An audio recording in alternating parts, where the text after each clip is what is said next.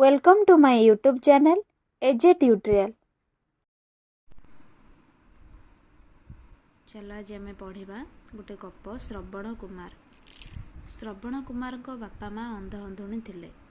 निज कथा को पछरे पकाई से निज बापा माँ बहुत सेवा करुथिले।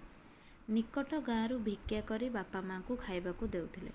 तांको गाधेई देबा ठारू आरंभ करी सेज बिछाई शुआई देबा पर्यंत सबु काम करुथिले। अंध बापा माँ को गोटे बोली पुओ थिबारु तांकु तो क्षणटीए छाड़ी सेमाने रही पारु नथिले। केउ दिन फेरिबा टिके डेरी हेले सेमाने व्यस्त हो जाउथिले। थरे तांको बापा कहिले, पुओ देशर विभिन्न तीर्थस्थान बुलिबाकू इच्छा होउछि। धन नथिबारु ओ आमे अंध थिबारु आम इच्छा बोधे पूरण होई परिबो नाही। एक कथा सुनी श्रवण कुमार कहिले, बापा चिंता करंतु नाही, मु आपणक इच्छा को पूरण करिबी। एहा कही से दुईटा सिक्का आनिले।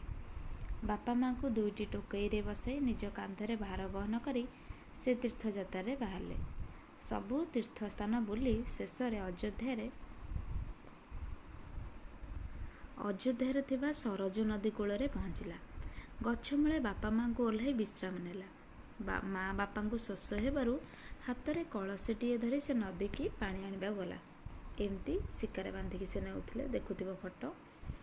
एही समय अयोध्यार राजा दशरथ शिकार को आसीथांती। से दिन सारा शिकार न पाई गछ मूले विश्राम नेउथिले। श्रवण कुमार पानी रे कलश बुड़ाइबा शब्द तांको कान रे बाजिला। कोनोसी गोटे पशु पानी पीबा पई आसीछि बोली भाबी शब्द आड़को लक्ष्य करी तीर छाड़िले। तीर जाई श्रवण कुमार छाती रे बाजिला। मनीष चित्कार सुनी राजा दशरथ से स्थान को दौड़ी गले। मृत्युरे जंत्रणारे छटपट हेउथिबा श्रवण कुमार अति कष्टरे निज अंध बापा माँ को पानी देई देबाकू कही प्राण छाड़िले। राजा पानी माठिया धरी अंध अंधुणी पाखरे पहुंची कांदी कांदी सबु कथा कहिले और तांको पाखरे क्षमा प्रार्थना कले। पुओ मरीजिबा खबर सुनी बुढ़ी माँ कांदी कांदी तले गड़ी गले।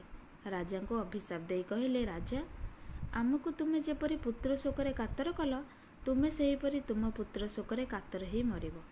किछि दिन परे अंध अंधुणी कथा सत हेला। राजा दशरथ पुओ रामको वनगमन शोकर कातर होई मले। एथुरु आमे एया शिखिले जे पितामाता सेवा ही ईश्वरଙ୍କ सेवा। आर प्रश्नमाला अछि, देखिबा करिबा। श्रवण कुमार को बापा माँ कौन थिले? श्रवण कुमार को बापा माँ अंध अंधुणी थिले।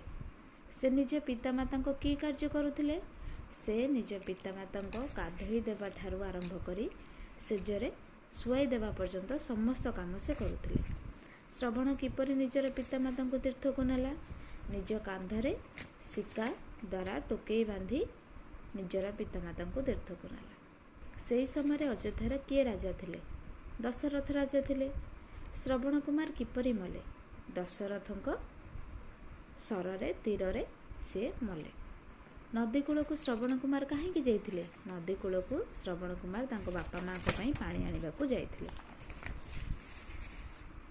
श्रवण कुमार बापा माँ को दुईटी डैश रे बसई तीर्थयात्रा को बाहरला। दुईटी टोकई रे बसई अयोध्यार डैश नदी कूल रे सेमाने विश्राम कले। अयोध्यार सरजू नदी कूल रे सेमाने विश्राम कले।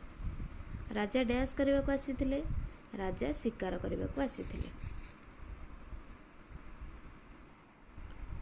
तुम तो पिला मैंने गपटी शुणिल श्रवण कुमार से केमती निज बापा माँ को सेवा करथिले।